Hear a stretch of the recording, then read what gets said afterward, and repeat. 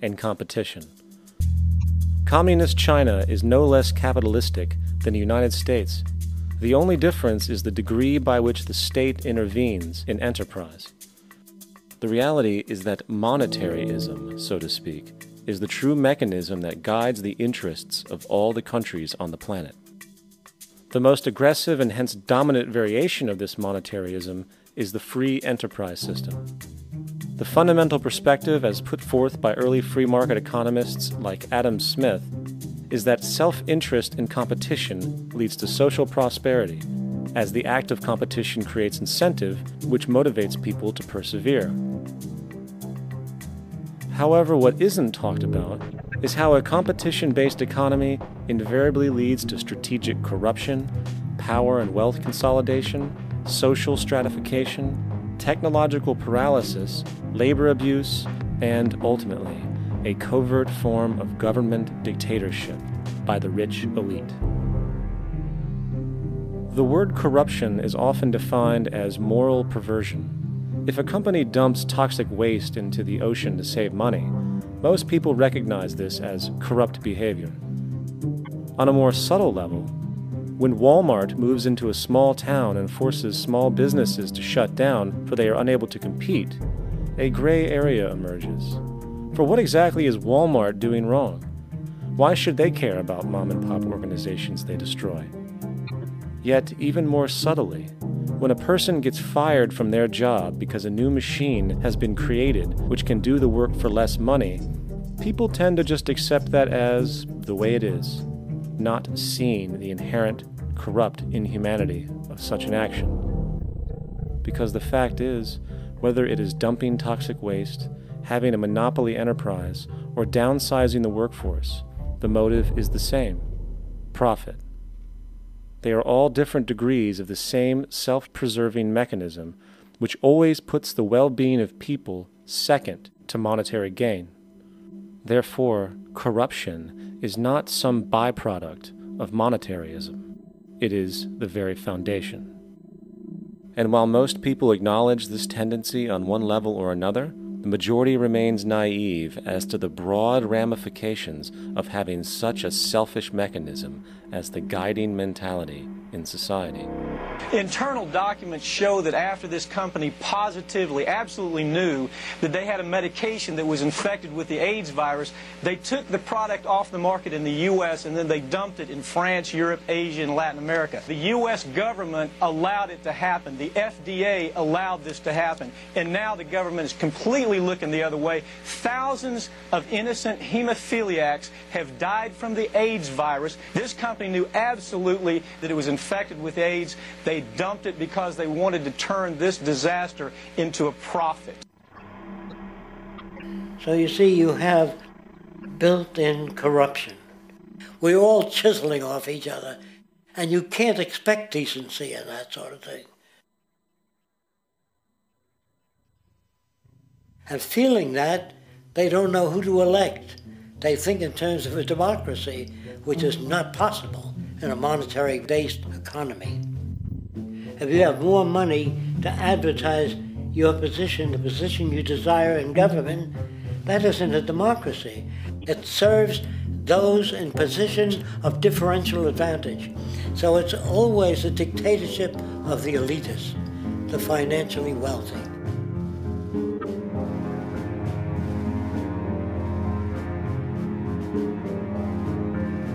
It is an interesting observation to note how seemingly unknown personalities magically appear on the scene as presidential candidates. Then, before you know it, somehow you are left to choose from a small group of extremely wealthy people who suspiciously have the same broad social view. Obviously, it's a joke. The people placed on the ballot are done so because they have been pre-decided to be acceptable by the established financial powers who actually run the show. Yet, many who understand this illusion of democracy often think, if only we could just get our honest, ethical politicians in power, then we would be okay. Well, while this idea, of course, seems reasonable in our established-oriented worldview, it is, unfortunately, another fallacy.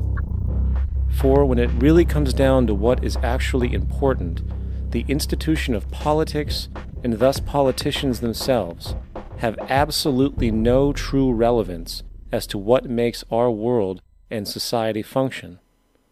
It's not politicians that can solve problems. They have no technical capabilities. They don't know how to solve problems. Even if they were sincere, they don't know how to solve problems. It's the technicians that produce the desalination plants. It's the technicians that give you electricity, that give you motor vehicles, that heat your house and cool it in the summertime. It's technology that solves problems, not politics. Politics cannot solve problems because they're not trained to do so.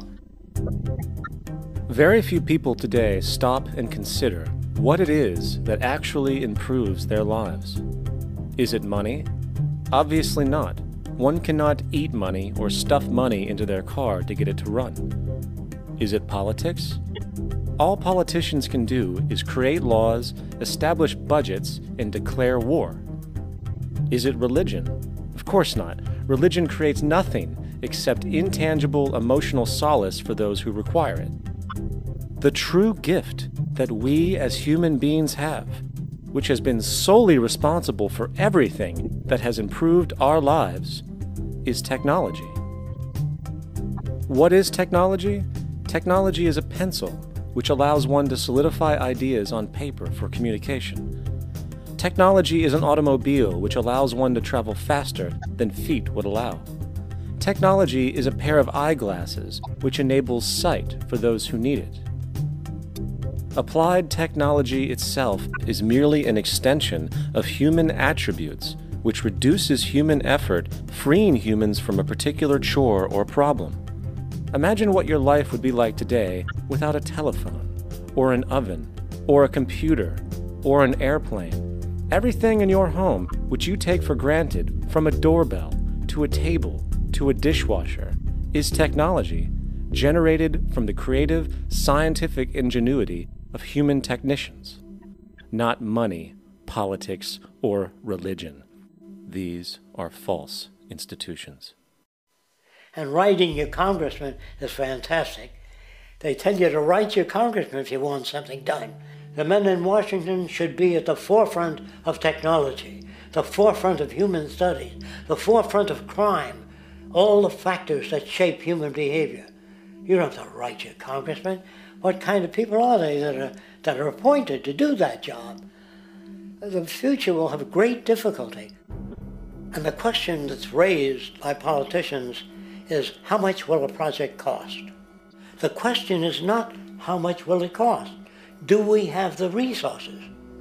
And we have the resources today to house everyone, build hospitals all over the world, build schools all over the world, the finest equipment and labs for teaching and doing medical research. So you see, we have all that, but we're in a monetary system. And in a monetary system, there's profit. And what is the fundamental mechanism that drives the profit system besides self-interest? What is it exactly that maintains that competitive edge at its core? Is it high efficiency and sustainability? No, that isn't part of their design. Nothing produced in our profit-based society is even remotely sustainable or efficient. If it was, there wouldn't be a multi-million-dollar-a-year service industry for automobiles, nor would the average lifespan for most electronics be less than 3 months before they're obsolete. Is it abundance? Absolutely not. Abundance, as based on the laws of supply and demand, is actually a negative thing. If a diamond company finds 10 times the usual amount of diamonds during their mining, it means the supply of diamonds has increased, which means the cost and profit per diamond drops. The fact is, efficiency, sustainability, and abundance are enemies of profit. To put it into a word, it is the mechanism of scarcity that increases profits. What is scarcity? Based on keeping products valuable. Slowing up production on oil raises the price. Maintaining scarcity of diamonds keeps the price high. They burn diamonds at the Kimberley diamond mines. They're made of carbon. That keeps the price up. So then, what does it mean for society when scarcity, either produced naturally or through manipulation, is a beneficial condition for industry? It means that sustainability and abundance will never ever occur in a profit system, for it simply goes against the very nature of the structure. Therefore, it is impossible to have a world without war or poverty. It is impossible to continually advance technology to its most efficient and productive states. And, most dramatically, it is impossible to expect human beings to behave in truly ethical or decent ways.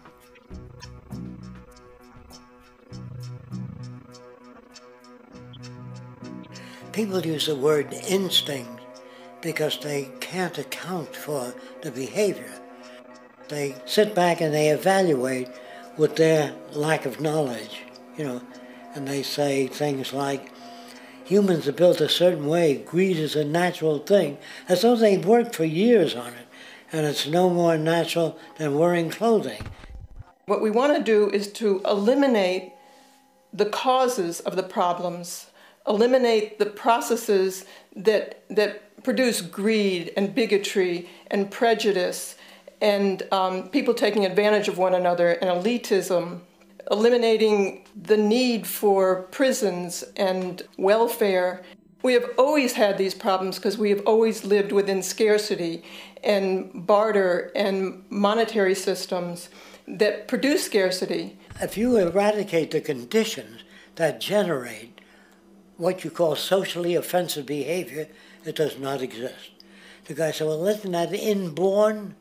No, it's not. There is no human nature. There's human behavior, and that's always been changed throughout history. You're not born with bigotry and greed and corruption and hatred. You pick that up within the society.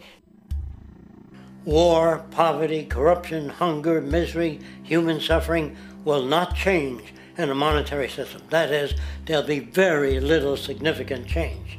It's going to take the redesign of our culture, our values, and it has to be related to the carrying capacity of the earth, not some human opinion or some politician's notions of the way the world ought to be, or some religious notions of the conduct of human affairs. And that's what the Venus Project is about. The society that we're about to talk about is a society that is free of all the old superstitions, incarceration, prisons, police, cruelty, and law. All laws will disappear, and the professions will disappear that are no longer valid, such as stockbrokers, bankers, advertising, gone forever, because it's no longer relevant.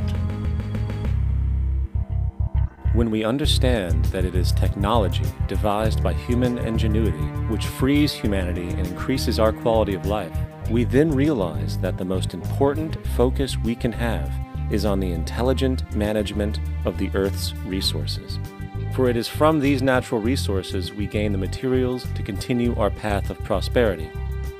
Understanding this, we then see that money fundamentally exists as a barrier to these resources, for virtually everything has a financial cost. And why do we need money to obtain these resources? Because of real or assumed scarcity. We don't usually pay for air and tap water because it is in such high abundance, selling it would be pointless. So then, logically speaking, if resources and technologies applicable to creating everything in our societies, such as houses, cities, and transportation, were in high enough abundance, there would be no reason to sell anything.